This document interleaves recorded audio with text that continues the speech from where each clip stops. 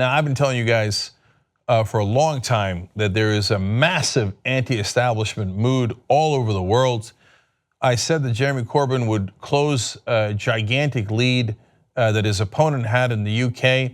And folks thought that didn't make any sense because the UK just voted for Brexit. That means they're going right wing. No, people are not going right wing. They're not going left wing. They're just saying no more to the establishment. We can't take it anymore. And it drives me crazy when folks can't figure out the clear direction that the voters are sending, again, all across the world. They've done it again now in Italy. At least this time, a lot of the press is beginning to pick up on it. I'm like, but this one is so obvious. So let me give it to you. We go to Express first over in the UK. Over 50% of Italians voted for avowedly Euroskeptic parties in an expression of rage against the pro-European establishment. Told you, okay? Now, one more from them. Euroskeptic and anti-establishment party Five Star Movement was the largest individual party in the wake of the Italian election results on Monday. Five Star knocked out their competition in Italy and then said, Five Star.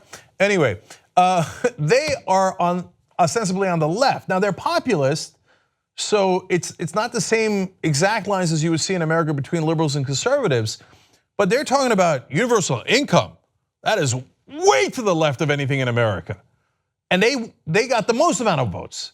So a lot of people are painting this like the right-wing one in Italy, and you'll see why in a second. But they didn't get the most votes, the left wing got the most votes. So now, let's give you more context now from Quartz.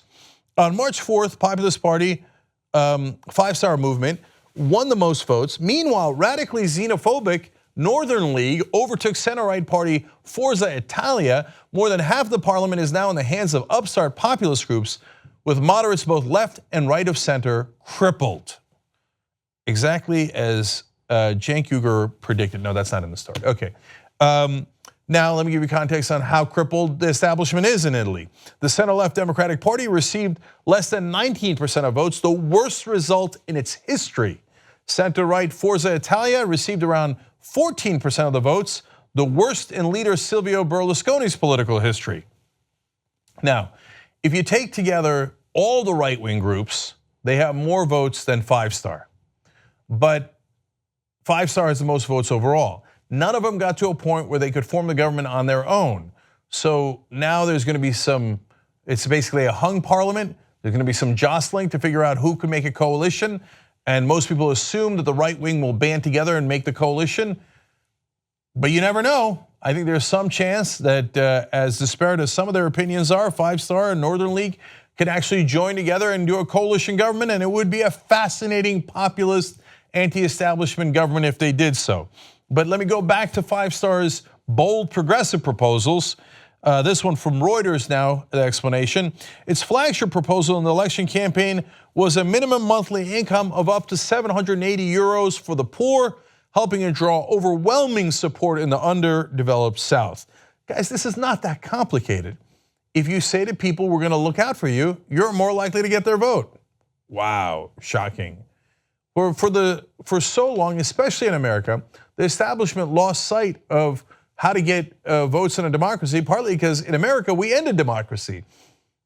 Now we have private financing of our elections. So almost all the politicians serve the people who wrote their checks, and that's not the public.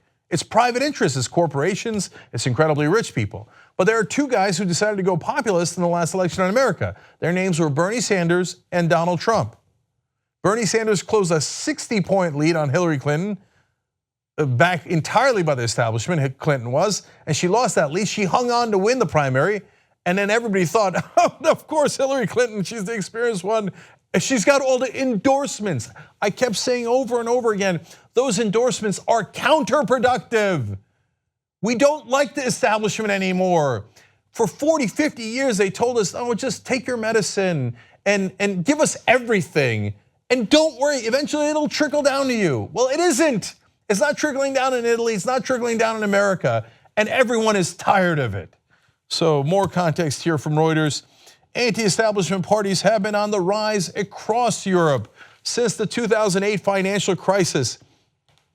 Italy's mainstream parties have found it especially hard to contain voter anger, with the economy still 6% smaller than a decade ago, and unemployment stuck at about 11%. And in southern Italy, it is far, far worse. So yes, no to the establishment, because you guys are a little dense. People are looking for change. They're so desperate for change, they do things as weird and monstrous as putting Donald Trump, a clown from a circus, as the president of the United States of America. And note to all of the parties across the world, if you don't have a strong populist left, then the voters will choose a populist right. And populist right-wing policies, well, we've seen that movie before in Italy and other parts of Europe, and that movie does not end well. So give up on the preposterous dream that people will wake up and go, oh, you know what? I think maybe the establishment and the elites have my best interest in mind. I'm gonna go vote for them again. They're not gonna do it.